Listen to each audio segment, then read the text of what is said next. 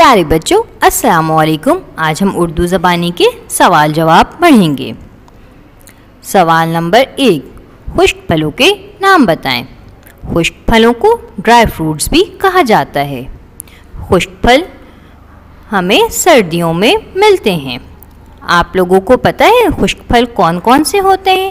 کیا آپ ان کے نام جانتے ہیں؟ آئیے میں آپ کو بتاتی ہوں۔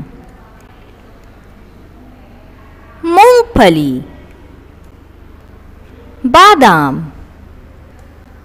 کھوپرا، پستہ۔ خشک پھلوں کے نام بتائیں۔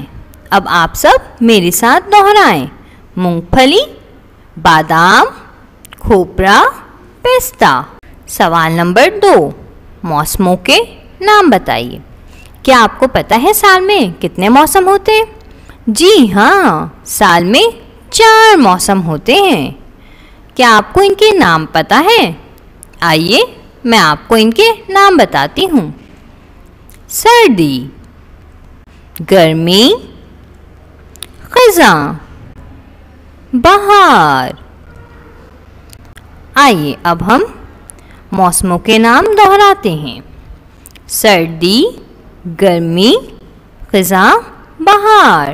سردی، گرمی، خزاں، بہار۔ شکریہ۔